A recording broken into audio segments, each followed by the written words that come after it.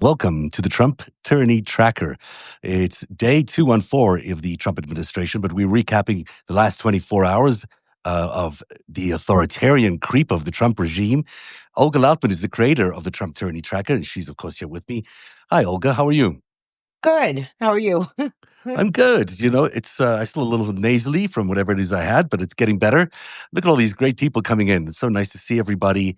Thank you for being here. Thank you for your support. Thank you for supporting the Trump Tyranny Tracker in particular. Olga puts into so much work into tracking how this regime is slowly creeping its authoritarian regime into force and taking away our democratic rights. And we've certainly had 24 hours where that has been on display in a big way.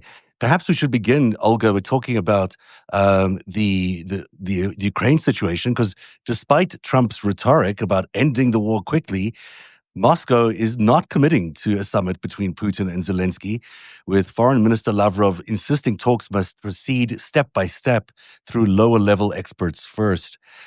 Trump revealed he phoned Putin privately while hosting Zelensky and European leaders in Washington, calling it disrespectful to confront Putin in front of them. This undermines the diplomatic process. It's interesting that they view that as disrespectful, but they don't view what they did to Trump the Friday before as disrespectful. Absolutely. And just a comment. Thank you, Mary. I'm still under the weather, getting there. Um, yeah, like I said it yesterday, I said it in January and in February. We're going nowhere. We're going in circles. And frankly, as a Ukrainian, I hate to curse. But I can't wait for Trump to fuck off and move on to or the next thing, tariffs or whatever else he's moving on to, and then loop back around to us. But this is not going to go anywhere. I mean, look, Trump is sitting and, with his propaganda that, oh, look, I'm securing peace. First of all, if he was interested in securing peace, he would tell Russia to get out of Ukraine. They're the ones who invaded illegally. They're the ones who are committing genocide. They're the ones who have kidnapped over 21,000 children that we have documented. Russia claims that they have kidnapped more. One Russian official, Duma official, stated 700,000 Really? that they took. Yeah. And then for them, they're not calling it kidnapping. For them, obviously, they have their own propaganda around it. But we're going in circles here. Russia is not going to meet with Zelensky. Zelensky, I mean, unfortunately, if he has to, he would meet with Putin, and see how he will do whatever it takes to protect Ukraine. No one is swapping land. Zelensky doesn't have the right to hand away land.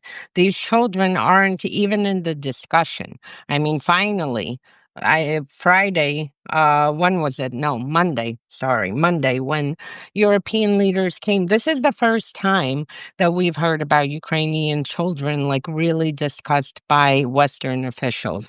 This is something that I worked on.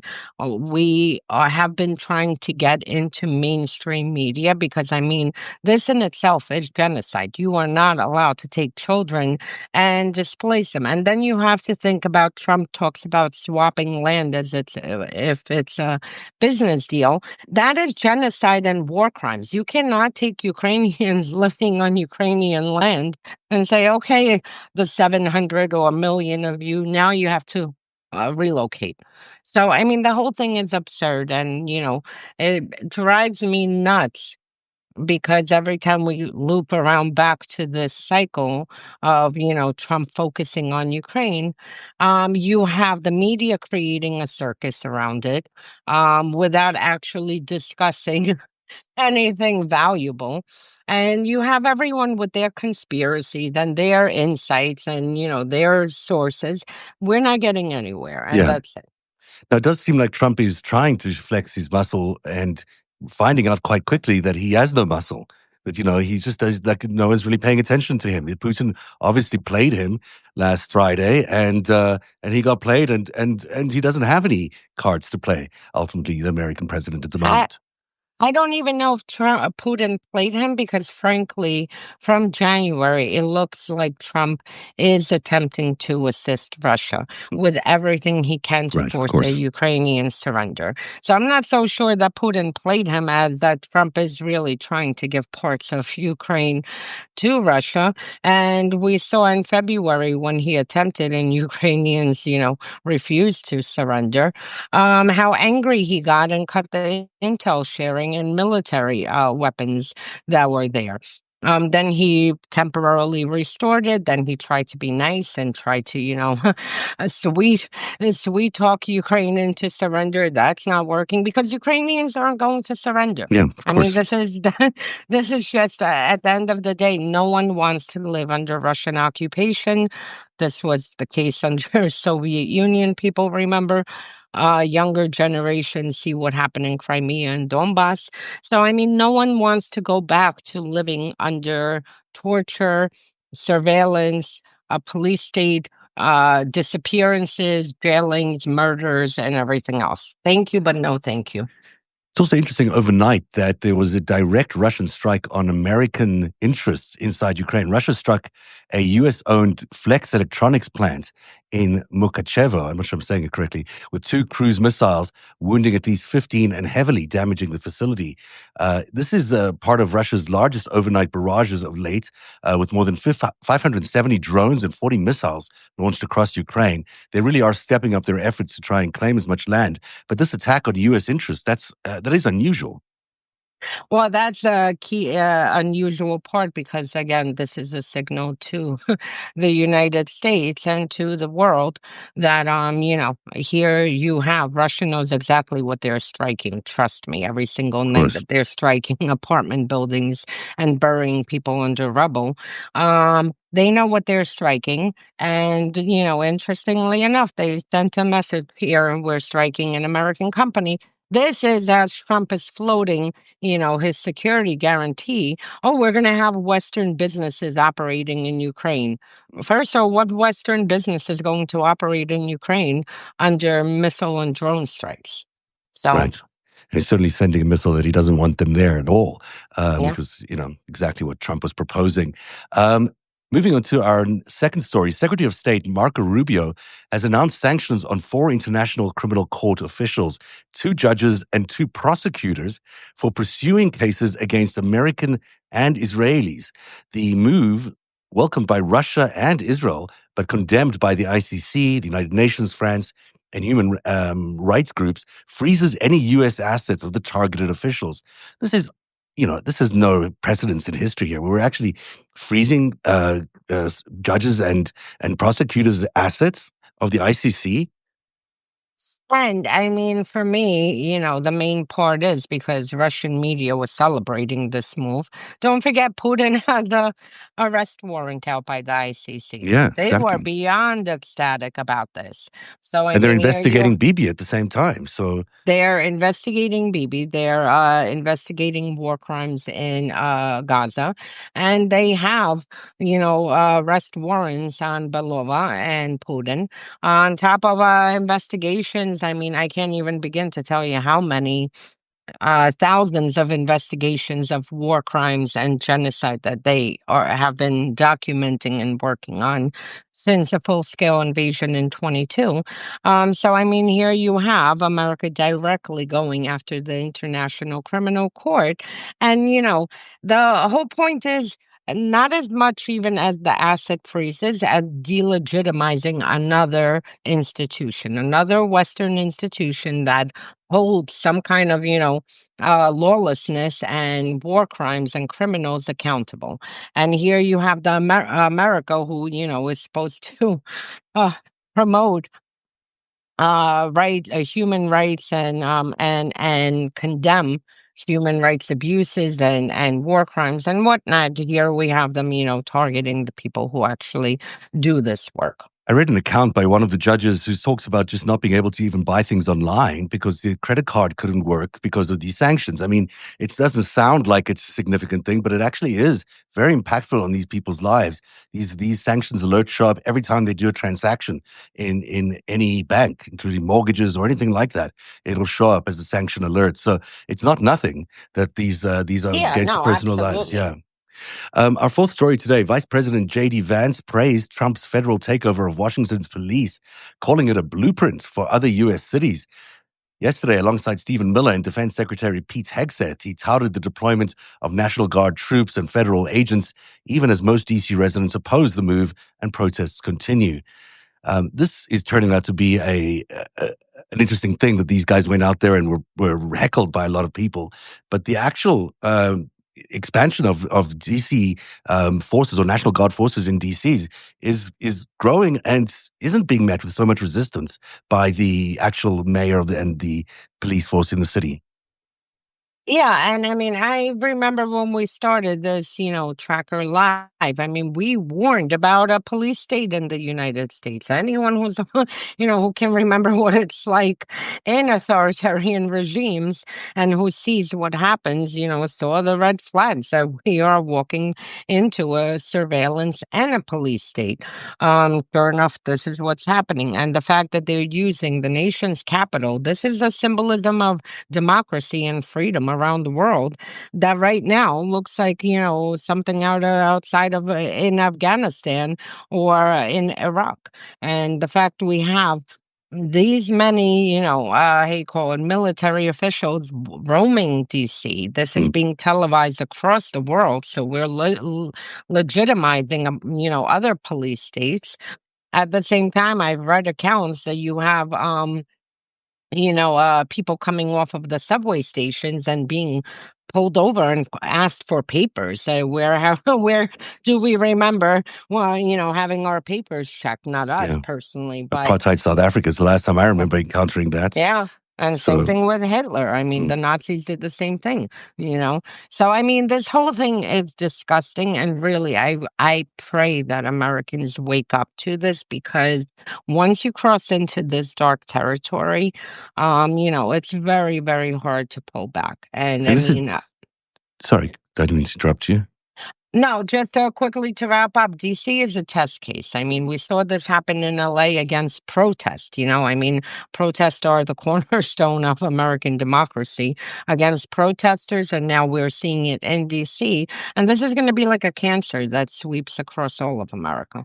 And everyone needs to remember that these are sanctuary cities that they're going after, essentially. The reason they're going after all these cities is they're deemed to be sanctuary cities. And what they want ICE to be able to do is access as many people as they need to in terms of reaching their targets for deportations.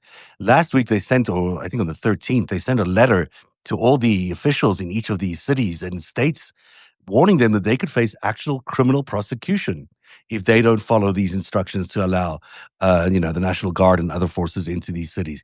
So we're talking about elected public officials facing criminal prosecution for these kinds of resistance against these forces coming in. Welcome to Russia. Yeah, That's all I could say. there you go. Finally, today, Tulsi Gabbard, uh, Oh, the we have ODNI actually chief. two Oh, more is it? stories. Oh, okay. Well, I got something wrong then. Maybe I missed something. Anyhow, Tulsi Gabbard announced a sweeping reorganization, eliminating the National Intelligence University and shrinking the Foreign Malign Influence Center, which tracks foreign election interference. She framed the cuts as an effort to crush the deep state and slash $700 million while also revoking security clearances for dozens of national security officials tied to Russia and election analysis. This dismantles America's defenses against foreign elections interference, obviously, but it's also such a terrible excuse to be using this as a crushing of the deep state. Absolutely. And, again, with this tracker, the reason that I do this tracker is to look for patterns. I think it was like the beginning of February, they started taking different, foreign election interference task force within the Department of Justice, within CISA. And here we have now the DNI doing this. I mean, this is incredible. And frankly, this they are doing everything to leave America defenseless. And, it's basically they're welcoming election interference, you know, hoping that it will benefit them. Because in prior elections, Russia, has interfered and attacked U.S. elections to help Trump and the Republican Party. We'll see what happens, going forward. We will see what China's known for attacking U.S. elections. Iran is known for attacking U.S. elections. So I'm not sure how much they want to welcome U.S. foreign interference into U.S. elections, but the fact that they're dismantling everything to prevent this, I mean, it's honestly reprehensible. While at the same time accusing people of being involved in these, attempts to stop Russia's interference in 2015 and 2016, it's kind of remarkable that they're doing both at the same time. So much gall. I don't have another story on my list Oh. here. Is there another story? So the other story is the Federal Reserve Chair and Lisa Cook, Mm, and the fact that now they are investigating her for mortgage fraud. Mortgage fraud, to me, honestly, this is now who we have: Letitia James, we yeah, have Adam Schiff. This is like the, euphemism. corruption. Yeah, in Russia, it's, every time they need to remove officials or jail someone, they always find 1990s crimes, corruption or some kind of crime. This is the Russian version of mortgage fraud they're Yeah. using. And now the Department of Justice is opening an investigation into this, quote unquote mortgage fraud, and we see them weaponizing agencies to go after anyone Trump, who stands in Trump's path, um, using sham investigations, using our tax-paying, payer funded agencies. I mean, we pay for these agencies that are being weaponized. And that's it. And as far as I just mentioned, Letitia James, I mean, they actually sent Ed Martin. You remember that Yeah, of lunatic? course. Uh, they sent him in front of her home in New York. I believe it was in New York. They send him and a few other investigators in front of her home, and they were pictured outside. I mean, this thing is honestly disgusting, and this is exactly what happens in Russia. Anyone who crosses the Kremlin or any of their cronies or stands in the way of something, they end up being under investigation, prosecuted, or falling out a window. We haven't And gone to the window stage yet. of course, that huge penalty that Letitia James got against Trump was thrown out today by a federal judge, that $500 million penalty that he had to pay. Although they did say that the underlying evidence was valid. But, this comes, amidst all this abuse of her by these fraud charges. I mean, it's very difficult for anyone to operate knowing that at any point, the Trump administration could launch these investigations into what might have been a purchase of a home, how many years ago. It's really it's an awful use of these departments to target officials. That we're paying for. I Yeah. mean, this is the final thing. We're paying for it. Yeah, and today's case was thrown out, but again, it was on the underlying case, they didn't make a comment. It was just that they felt that the penalty was too high. This is going to continue through the court systems. I'm sure they'll find, just a more moderate penalty. I'm hoping, because if this gets, is allowed to get away, then we have another problem. But I'm Yeah. hoping that, it's just that they thought $500,000 was too high of a penalty. Well, that is the Trump Tyranny Tracker for today. Olga Lautman is at trumptyrannytracker.substack.com. It's where you can get the daily accounting for what this regime is doing in terms of authoritarian creep. She keeps it meticulously updated, and you have to subscribe to it so you keep up to date. I am behind. I am catching up. I'm so sorry. I Sorry. am sick. I am working very hard to catch up. I will be fully up to date by this weekend. But it is meticulous, Normally, nevertheless. it's up to date, yes. And In you can this also case. find her at Unmasking Russia, which is her other Substack. And there she's got a great series currently with Julie Roginski, looking back at the 2016 interference campaign that Russia launched against the American democracy. At narrative.org, NARATIV.org is where you'll find my stuff. And I am just advertising these days my Greatest Heist series. We're at chapter 7, where we look at exactly how Donald Trump was cultivated by the Russians throughout the 80s to become an asset, which he remains to this day. And that is the Trump Tyranny Tracker. I'll be back in 40 minutes with Dean Blundell for the 5 stack. I'll see you then, and we'll see you tomorrow, Olga. Yes. And thank you, everyone. Bye. Thanks for being here, everybody. Have a great day. Bye.